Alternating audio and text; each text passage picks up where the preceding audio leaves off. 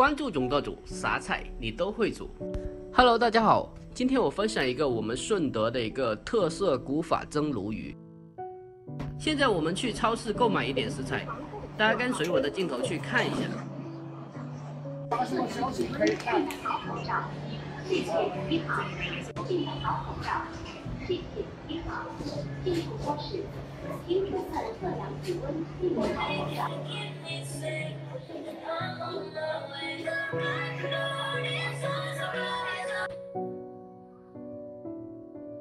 这种鲟鱼的味道非常的棒哦，但是今天的一个主角不是它，今天先放过它。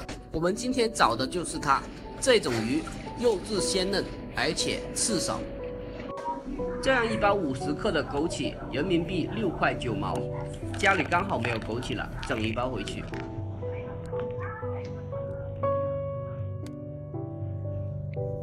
已经买完东西了，买了1条鲈鱼，1包枸杞哦。3201。现在咱们中国大陆这边已经全部都是这种移动支付了，实在是太方便了。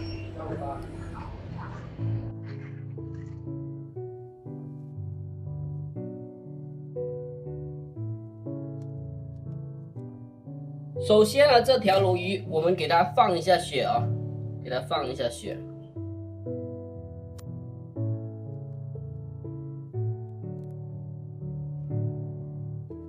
放血的一个目的哦，是为了杀出来的一个鱼片更加的洁白，而且鱼肉之中没有那种血腥味。趁着这个空闲的时候，我们去泡发一点木耳。这个一定要注意哦，木耳泡发1小把就可以了，因为泡发过后哦，它会胀发很多倍的，切记要注意。然后我们再泡发一点点的枸杞备用哦，一点点就够了。这个时候鱼已经放完血了，我们开始刮鱼鳞。像我这样子握住鱼头，然后把鱼弯成一个弧度，用刀哦给它上下刮掉鱼鳞。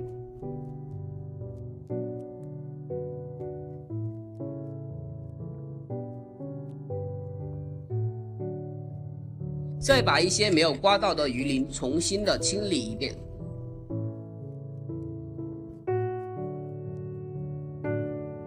鱼鳞刮干净之后，我们把它的一个鱼鳃给去掉。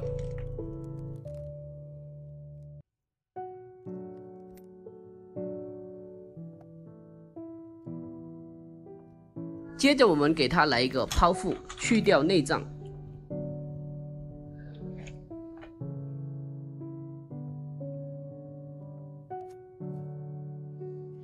再给它用水清洗掉肚子里面的一个脏东西。下面我们把鲈鱼去头，紧接着去掉中间的那条脊骨。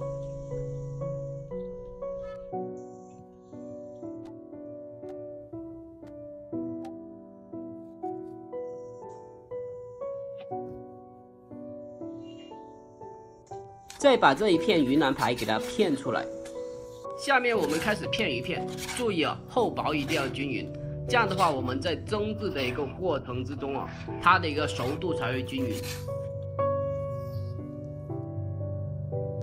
切完之后，我们把它清洗干净了，然后把它吸干水分。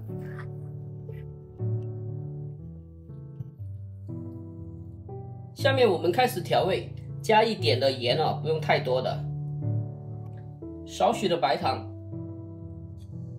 再来少许的味精啊，不爱吃味精可以不放。一点点的姜葱料酒去腥，把它捉均匀，捉到有点粘手的，差不多了。那粘手的。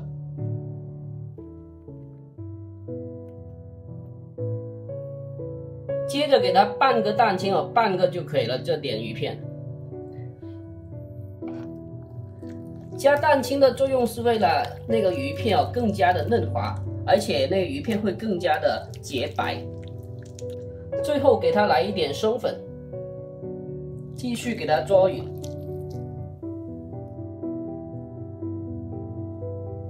最后来一点花生油锁住水分。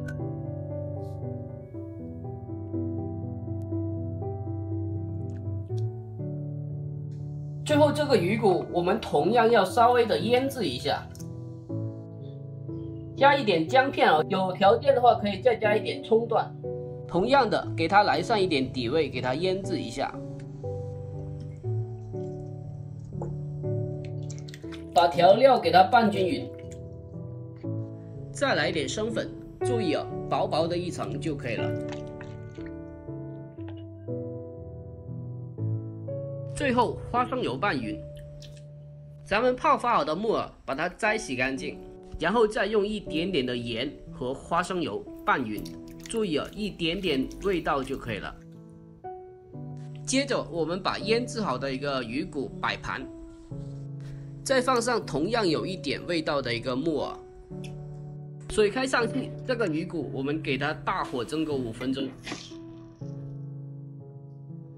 那个时候突然之間醒起，老媽從家裏給我拿了好多的粽子過來，給我拿來的有鹼水粽，還有一些花生鹹蛋粽，那就搞2個嘗嘗。這個時候魚骨已經蒸了5分鐘了，我們把它取出來，然後把醃製好的一個魚片整齊的擺放在面上，最後用泡發好的枸杞給它點綴一下，然後再次的上鍋蒸，這一次大火蒸2分鐘就可以了。因為魚骨已經基本熟了，這一趟我們只需要把魚片蒸熟就可以了。時間到，2分鐘已經過去了，我們打開蓋，葱段用熱油炸香，然後再把它澆在魚片的面上，最後淋上我們的一個特製的海鮮醬油，這一道菜就算完成了。這一道菜講究的是比較清淡的一個口味，所以每一步的一個調味我們都要控制好，千萬不要給鹹了，以突出食材本味為主，再搭配點海鮮醬油，這就 OK 了。另外魚片一定要厚薄均勻，才能保證後續蒸製的一個過程中熟度一致。最後給大家看一下我們老家的一個粽子，有鹼水粽，鹼水粽是沾糖的，另外的是鹹的。你們老家是吃鹹的還是吃甜的呢？